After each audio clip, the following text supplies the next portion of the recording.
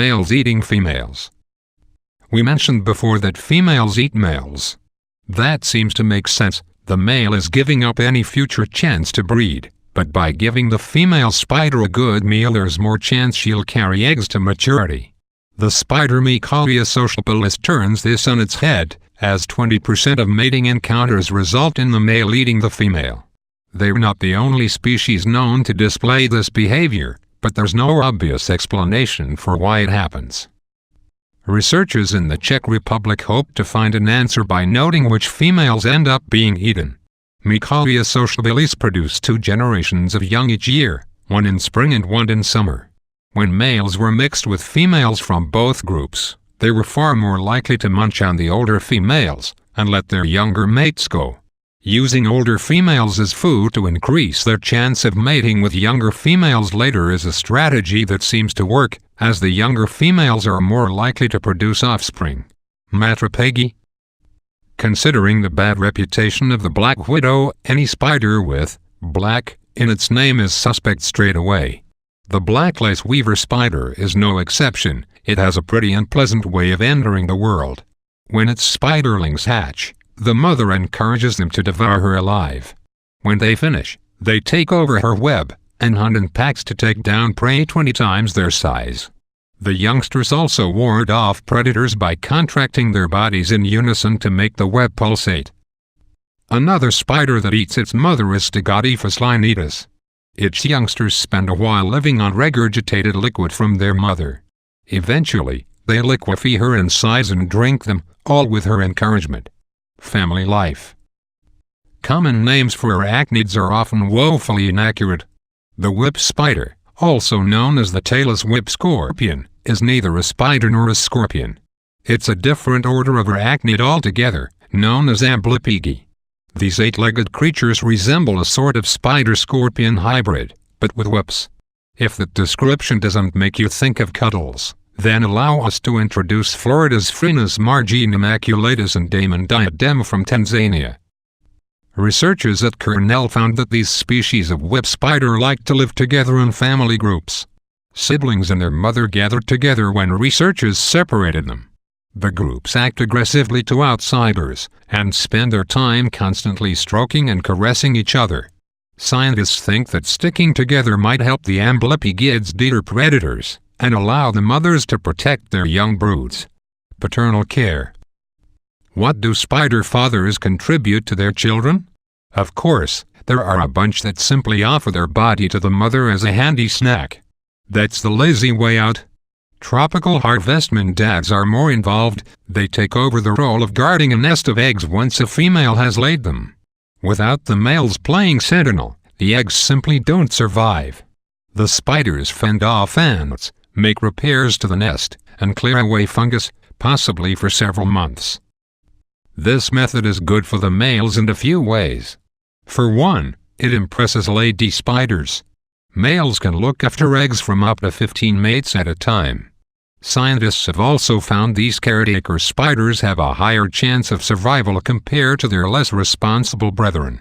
This is probably because hanging around in the same spot keeps them out of the way of animals that like to munch on spiders, especially since the females kindly leave behind a mucus that helps to repel predators from the nest.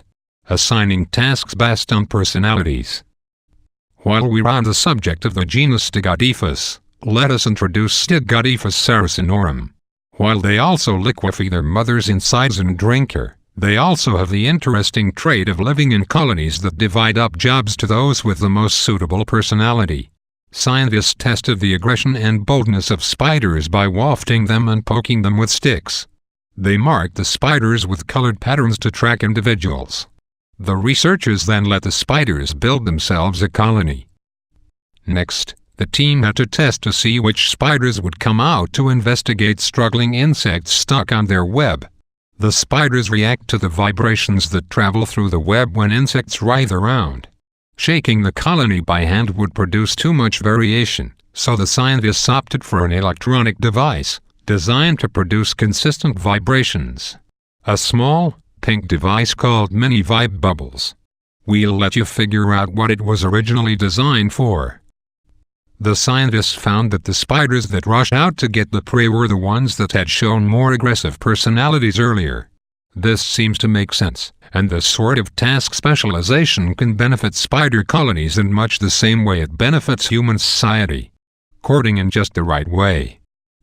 Male wolf spiders put a lot of effort into making the right first impression with the ladies. The key to their success is, as with humans, effective communication. A couple of different studies have shown how male wolf spiders change the way they signal potential mates for maximum effect. Researchers from the University of Cincinnati put male wolf spiders in different environments, rocks, soil, wood, and leaves, and found their signaling vibrations were most effective in a leafy environment. In a second set of tests they gave the spiders a choice, and found the arachnids spent longer signaling on the leaves than the other materials. In addition, the spiders relied less on vibration and tried visual displays, like raising their legs, when on the less ideal surfaces. Changing how to communicate is not the only trick up a wolf spider's eight sleeves. Scientists from Ohio State University spotted that spiders in the wild appeared to be copying their rivals, in an attempt to achieve mating success. To test this, scientists captured some wild males and showed them a video of another male spider in a mating ritual. The test subjects duly coped. This ability to eavesdrop and react accordingly is a complex behavior not often seen in small invertebrates. Interspecies societies. Social spiders, who live together in colonies, are rare. Yet scientists have discovered a colony consisting of two different species living together. The spiders are both from the genus Chicunia, making each species as related to one another as wolves are to coyotes, or modern humans are to Homo erectus. Lena Grinstead, a researcher from Denmark, discovered the unusual arrangement when she was performing experiments to see if females would reliably protect the broods of other females. It soon became clear that there were two species of spiders in the colony she was investigating. The revelation came about following genetic analysis and the discovery of notable differences in the genitals of the species. It's not clear what advantage the species get from living together, as neither really brings anything different to the party. They don't hunt together, and can interbreed. The only apparent benefit is mutual childcare, as females appear happy to watch the spiderlings of either species. Selective aggression. Most of the arachnids on this list that live in colonies also hunt in groups. The colonial orb web spider is different. It lives in a colony, but hunts alone. During the day, hundreds of spiders relax in a central web, suspended between trees and bushes by a large number of threads. At night, when it's time to hunt, the spiders build their own orb webs on the long threads in order to catch insects. When an individual has picked a spot and built its web, it doesn't want other spiders to come in and share it. If another colony member approaches, the builder bounces on the web to scare off the newcomer. Normally, intruders will take note and head off to find somewhere new, but this changes once all the good spots have been taken. With no space left, the orb weavers without a web will ignore the bouncing and stick around near one of the other webs.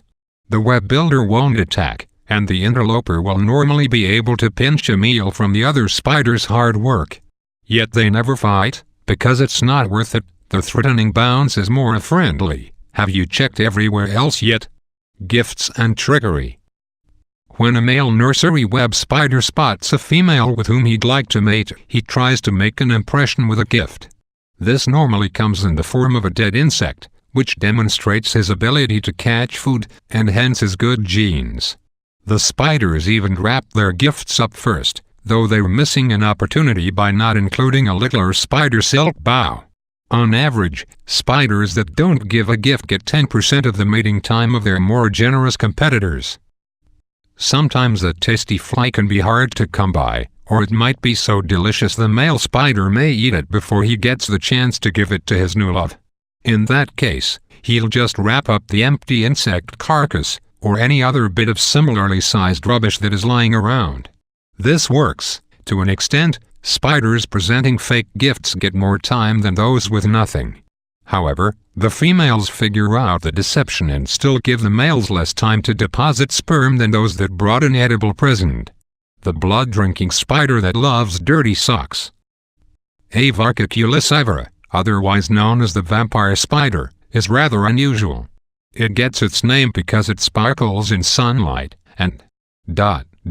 Oh, no, apparently it's because it likes to feast on human blood. While it might sound like a terrible thing, one of the spider's most interesting traits is that it gets its meal indirectly, by devouring mosquitoes that have just finished sucking on human prey. The vampire spider is the only animal known to choose its prey based on what the prey has just eaten. When it gets a sniff of blood, the spider goes into a violent frenzy, killing up to 20 mosquitoes. This makes the vampire spider potentially useful. The species of mosquito it kills, Anopheles gambia, carries malaria. By controlling mosquito populations, the spider helps save lives. Because its dinner hangs around humans, so does the spider. It's attracted to the smell of human settlements, including dirty socks. Scientists did an experiment where they put vampire spiders in a box, either with a dirty sock or a clean one. They hung around longer when the sock had been used. The researchers hoped this knowledge might help them attract spider populations to keep mosquitoes under control.